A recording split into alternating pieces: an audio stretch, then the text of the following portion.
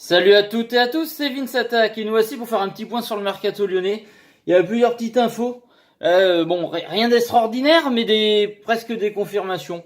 Donc, petite vidéo pour faire le point, hors tout ça, ensemble, comme d'habitude, voilà. Et c'est plus sympa que faire ça dans son coin. Bien entendu, on partage, voilà. Donc, premier bon point que j'ai vu aperçu sur Twitter, et là c'est un article de foot mercato. Comme d'hab, les articles seront dans la description. Alors, l'OL sur le point de boucler un double transfert à 37 millions d'euros. Ok. L'Olympique Lyonnais accélère dans son mercato pour avoir bouclé les arrivées de Cyprian Tatarusanu et Jean Lucas. Les Gaunes sont sur le point de finaliser le transfert de Thiago Mendes et Youssouf Koné. Je vous l'avais annoncé en vidéo. La doublette est partie pour. Donc, on va lire l'article et on va voir, parce que je sais qu'il y en a, ils vont râler par rapport à un autre transfert qui aurait dû se faire. Ouais. On va voir ça tous ensemble. L'Olympique Lyonnais ne perd pas de temps. Et Lille continue de se faire dépouiller. Alors que le départ de Nicolas Pepe est activé, le club nordiste, c'est vrai que ça fait beaucoup pour eux. Putain. Et aussi en passe de vendre le club rhodanien, de ses joueurs Thiago Mendes et Youssouf Koné. L'intérêt des Gaunes pour les deux Dogs ont surgi à la fin du mois de mai. C'est vrai que je crois que c'est par là que j'avais dû faire la vidéo. Concernant le milieu de terrain brésilien, un avenir du côté de l'Atlético Madrid semblait se dessiner avant que l'OL n'accélère. Interrogé sur ce dossier, le président Jean-Michel Aulas avait d'ailleurs confié ce matin au Progrès qu'il avait bon espoir de cette affaire. Lille fait monter les prix. Nous avons proposé 25 millions. Et donc c'est compliqué. J'ai encore eu ce soir Gérard Lopez au téléphone. Nous avons espoir. Et JMA avait raison. RMC Sport annonce en effet que le joueur a trouvé un accord avec l'OL. Tout comme son partenaire, le défenseur malien, Youssouf Koné. Un accord final dès ce week-end. Ferland Mendy, parti au Real Madrid, Lyon lui cherchait un remplaçant. Installé sur le flanc gauche de la défense lilloise suite au départ de Fodé Ballo-Touré à Monaco, Koné a disputé 20 matchs de Ligue 1, dont 19 comme titulaire. Les Dogs vont donc devoir se trouver un nouveau titulaire à ce poste. À Lille, il va falloir que je regarde un peu le recrutement de Lille parce que il va falloir qu'ils se refassent, mais il y a moyen. Bon, je m'inquiète pas pour eux, je pense qu'ils vont trouver des solutions. Mendes et Koné, d'accord avec les Gaunes, il ne reste plus qu'à finaliser l'accord entre les deux clubs. Et là encore, l'affaire semble entendue. RMC Sport indique que la transaction devrait rapporter pour moins de 37 millions d'euros au LOSC. Bah, ils avaient besoin d'argent, LOSC d'un côté. Ça rend service à Lyon et ça rend service à LOSC, tout le monde est content. Un accord est d'ailleurs attendu pour ce week-end. À noter qu'un pourcentage de revente devrait également être inclus pour Koné. Avec un Nicolas Pepe bientôt vendu pour au moins 80 millions, alors je sais pas où il part lui par contre. Lille s'apprête donc à récupérer plus de 100 millions d'euros pendant ce mercato. De quoi rassurer la DNCG, même s'il reste désormais à savoir si le club nordiste sera remplacé tout ce monde. Oui. Ça sera pas des noms clinquants, mais ça sera des noms qui vont le devenir une fois à Lille. M'inquiète pas pour eux. Donc voilà, alors écoutez, c'est plutôt une bonne nouvelle, c'était annoncé. C'est deux très bons joueurs, surtout Thiago Mendes bien entendu, mais Youssouf Koné est excellent aussi. Alors je sais que ça va râler parce qu'il y en a qui voulaient Philippe Luis, moi aussi. Le souci c'est que quand Thiago Mendes va arriver, ça va faire une plaque d'extra-communautaire de prise. Et là, ça va être compliqué parce que ce sera la dernière quoi. On pourra pas en avoir plus. On a déjà trop de joueurs brésiliens et les places extra-communautaires, c'est tout ce qui vient de notre continent. Enfin, je veux dire d'Amérique du Sud, tout ça. En gros, c'est ça. Bon, je raconte peut-être vaguement n'importe quoi, mais c'est à peu près ça, quoi. Voilà. Donc du coup, voilà, Marcelo veut pas partir à Lyon. Oui, non, il veut garder sa charrette chez nous. Il a intérêt à devenir meilleur la saison prochaine. Bref. Donc c'est pour ça que là, si on prenait Philippe et Luis, je crois qu'on pouvait pas prendre Thiago Mendes. Donc je préfère avoir Thiago Mendes et Youssouf Koné que Philippe et Luis tout seul personnellement. Même si j'aurais été ravi d'avoir Philippe et Luis, je vous le dis. Mais après, faut faire des choix. Ça reste des excellents joueurs, des excellentes recrues. Les deux à 37 millions, ça ne ruine pas du tout. Ça renforce complètement l'équipe. C'est totalement dans l'esprit lyonnais de faire ça. Franchement, ouais, très bien. Vraiment une bonne nouvelle. Bon, on s'en doutait surtout pour Thiago Mendes, mais je penserais pas que Youssouf Koné, c'était sûr. Bon, mais là, la doublette est là. Après, Lille a toujours eu des bonnes relations avec l'Olympique Lyonnais. Bon, pas étonnant. Écoutez, ça reste une bonne nouvelle, les gens. Je sais qu'il y en a qui vont pas être contents pour Philippe et Luis, mais moi, Youssouf Koné, c'est un bon joueur. C'est plus jeune, c'est quand même, c'est largement plus jeune, c'est mieux, quoi. Bon, écoutez, ça va être du solide l'année prochaine. Là, on se renforce vraiment. Je sens qu'on prend vraiment du muscle intelligemment. Voilà. Donc, c'est bien, ça fait plaisir. Pour l'instant, je trouve qu'on fait, les autres clubs ça pas vraiment commencé, mais on fait le recrutement le plus intéressant de la Ligue 1, honnêtement. Clairement, quoi. Pour moi, c'est mon avis. Donc voilà, après il y a des nouvelles du style Fekir, il a toujours pas de transfert quoi, il y a pas, je sais plus parler, désolé. Fekir toujours pas de nouvelles de départ, machin. Le Milan AC qui va pas jouer l'Europa League, Il devait aller là-bas, ça passe faire. On parlait de Liverpool, machin, toujours pas de nouvelles de Fekir.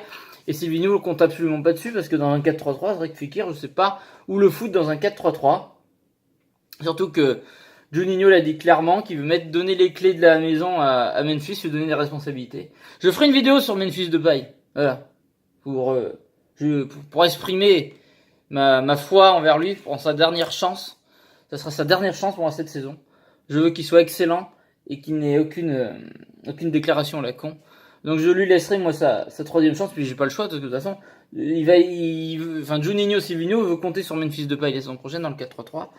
Après, c'est vrai qu'il y a Terrier, c'est vrai que c'est dommage parce que Terrier est aussi bon que la saison dernière était aussi bon que Depay, voire mieux. Voilà, enfin bref, j'en reviens à Fekir. Ouais, je sais pas avec tous ces joueurs offensifs qu'on a où on va le foutre, vraiment. Dans un 4-3-3, je sais pas.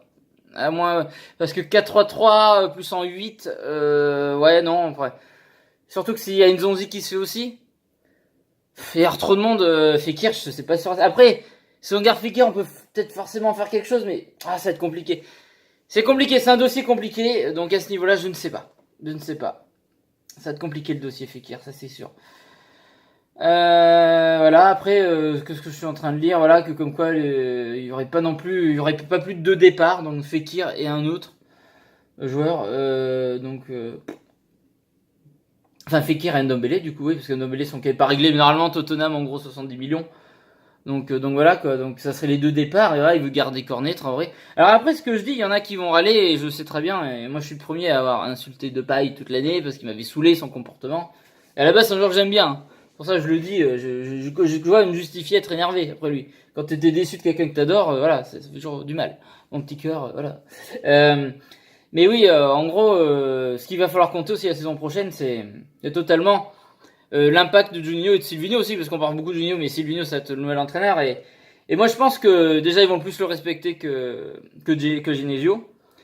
Voilà, QQ, bon, elle a fait des déclats en disant ah c'est des gamins et tout, son groupe, bon, ça l'était, mais t'as pas su les gérer, donc calme-toi, garçon.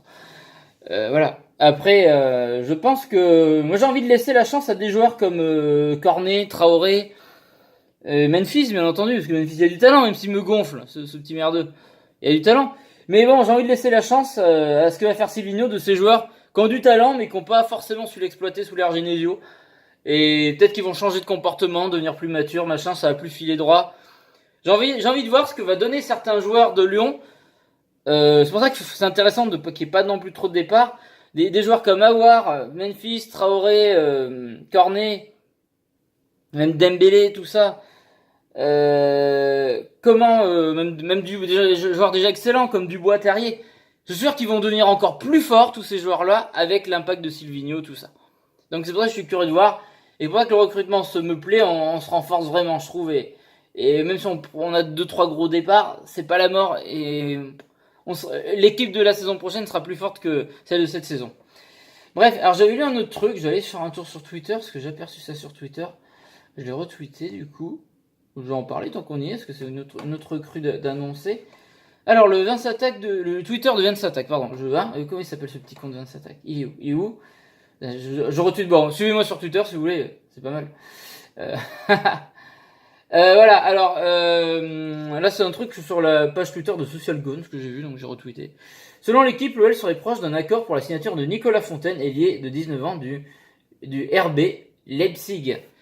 Et alors je connais pas ce joueur, moi, honnêtement, donc on va regarder un peu qui c'est un jeune joueur, donc on va regarder sa carrière, mais à mon avis, bon, il y a pas non plus, voilà, ça va pas être ouf. Faut pas non plus en attendre grand chose en fait, j'ai envie de dire, enfin pas lui mettre la pression, si on peut en attendre beaucoup, mais voilà. Alors tac, oui, il y a même pas de page Wikipédia, mais je vais être perdu, moi je suis trop bête sans ça. Je suis pas assez de connaissances. Nicolas Fontaine, ouais, mais je me demande s'il avait pas joué, je crois qu'il avait joué à Evian, un truc comme ça. J'avais lu un truc comme ça, bref. Après, le RB Leipzig, c'est un club qui monte, qui a prouvé beaucoup de choses, qui a fait tourner beaucoup de jeunes. Donc, bon, même si je le connais pas, ce jeune joueur, il est français. Ça reste un gage de qualité d'avoir joué au RB Leipzig. Parce que c'est un club qui a monté sur ces dernières saisons. Donc, il en a fait partie. Donc, je me dis, bon, les bons éléments sont souvent dans les bons endroits. J'ai envie de dire ça. Après, bon, ça arrive que l'inverse se produise aussi. Donc voilà, il y a aussi cette petite info sympatoche. Donc écoutez, un petit attaquant que bon là, faudra pas non plus pour compter qu'il sera dans l'équipe type. Mais bon, on sait jamais pour tourner, ça peut être une révélation. Bref, il faut se mettre du monde sous la main. Et comme je dis, Silvino, il va un effectif fort de 27 joueurs. Donc voilà. Bref. Après, bon, il y a toujours le KN11, tout ça, mais là, j'ai pas plus de nouvelles que ce que je vous ai déjà annoncé. Hein. On va voir, mais ça, bon, voilà. Ça, franchement, moi, il y a que des noms qui me plaisent, que des recrutements qui me plaisent, des paris sur des joueurs restants qui me plaisent. Bref, c'est intéressant. J'ai hâte de voir ce que ça va donner la saison prochaine, amis supporters lyonnais.